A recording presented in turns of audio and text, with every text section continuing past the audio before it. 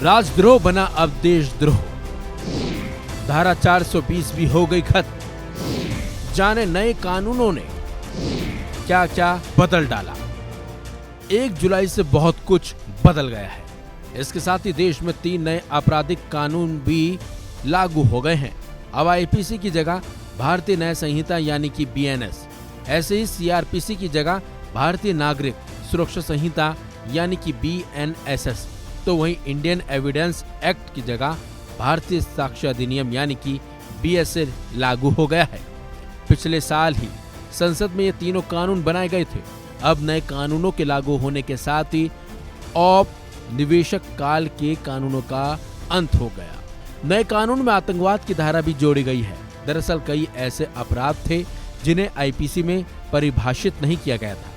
इसमें यह नहीं बताया गया था कि कौन से अपराध आतंकवाद की श्रेणी में आएंगे। नए कानून में भारत की एकता, अखंडता, सुरक्षा और आर्थिक सुरक्षा को खतरा पैदा करने को आतंकवाद की श्रेणी में रखा गया है। भारतीय न्याय संहिता की धारा 113 में इसका वर्णन किया गया है। इसमें भारतीय मुद्रा की तस्करी भी शामिल होगी।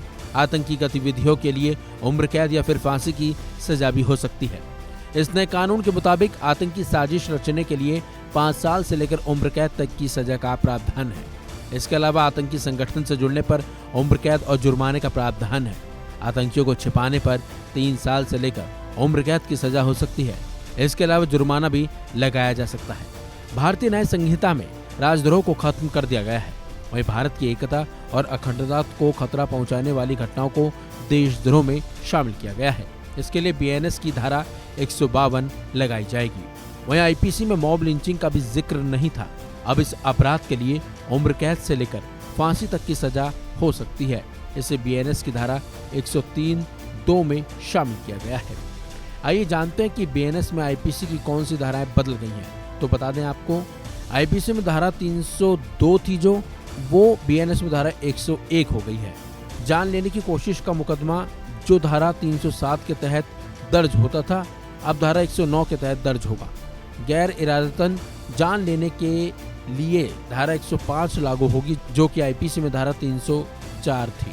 दहेज के लिए जान लेने से जुड़ी धारा 80 होगी जो कि आईपीसी में धारा 304 भी थी।